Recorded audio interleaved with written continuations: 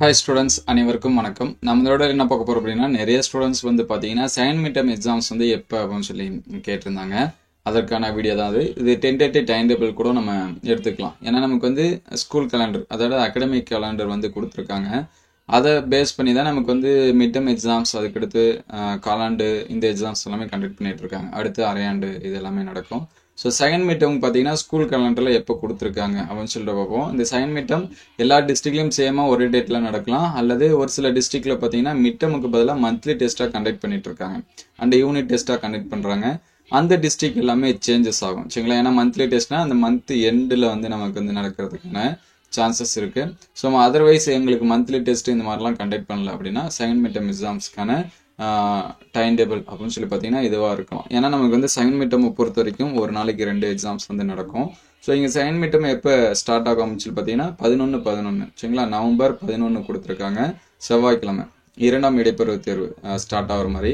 அதுக்கடுத்து 12ஆம் தேதியும் 2ஆம் இடைப்பருவ தேர்வு, அதுக்கடுத்து 13ஆம் தேதியும். ஏன்னா நமக்கு வந்து 6 to 10th பார்த்தீங்கன்னா 5 சப்ஜெக்ட் தான்.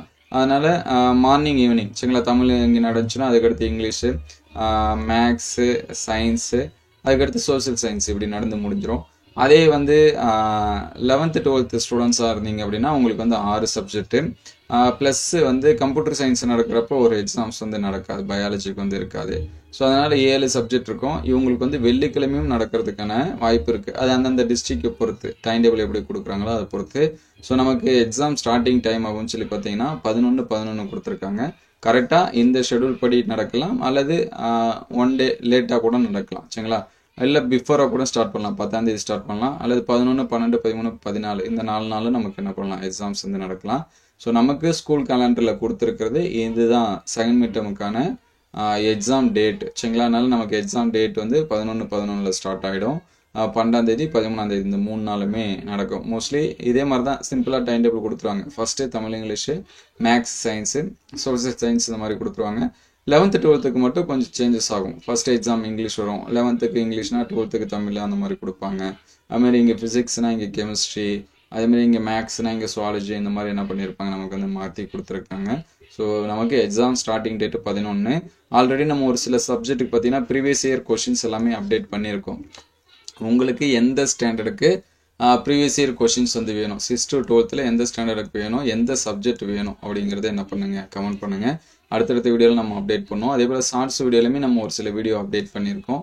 அது எல்லாமே பாருங்கள். உங்களுக்கு எந்த சப்ஜெக்ட் வேணும் அப்படிங்கிறதையும் கமெண்ட் பண்ணுங்கள். ஸோ இந்த இயருக்கான கொஷின் எக்ஸாம் நடந்தால் தான் கிடைக்கும். நம்ம அப்டேட் பண்ணுறது எல்லாமே ப்ரீவியஸ் இயர் கொஷின்ஸ் தான். ஸோ 1 or 2 டேட் வந்து டிஃப்ரெண்ட்டாக நடந்துச்சு, ஒரு டிஸ்ட்ரிக்கும் இன்னொரு டிஸ்ட்ரிக் நடந்துச்சுன்னா வேணால் நமக்கு இந்த இயருக்கான கொஷின்ஸ் வந்து கிடைக்கும். ஏன்னா நிறையா ஸ்டூடெண்ட்ஸ் வந்து ப்ரீவியஸ் இயர் கொஷின்ஸ் வந்து அப்டேட் பண்ணுவோம். அது எல்லாமே மாடல் தான் சரிங்களா. இது மட்டும்தான் எங்களுக்கு வந்து வரும் அப்படின்னு நினச்சிட்டு ஒரு கொஷின் பேப்பர் மட்டும் பார்க்காதீங்க. ஒரு 2-3 கொஷின் பேப்பர்ஸ் வந்து என்ன பண்ணுங்க பாருங்கள். ஏன்னா எக்ஸாமில் போய் ஃபீல் பண்ணுறது பதிலாக முன்கூட்டியே ஒரு 2 கொஷின் பேப்பர் பார்த்தாலே போதும். உங்களுக்கு வந்து எல்லா கொஷினுமே அதிலே வந்து என்ன பண்ணிடும், கவர் ஆகிடும் சரிங்களா. நான் அதிகமாக படிக்க முடியாது, கம்மியாக படிப்பேன், இல்லை நான் ஃபுல் மார்க்ஸ் எடுக்குன்னு நினைக்கிறேன், அந்த மாதிரி ஃபாலோ பண்ணுங்கள். உங்களுக்கு எந்த சப்ஜெக்ட்டுக்கு வேணும் அப்படிங்கிறதையும் கமெண்ட் பண்ணுங்கள். ஸோ அது எல்லாமே அடுத்தடுத்த வீடியோவில் அப்டேட் பண்ணுவோம். Thank you all.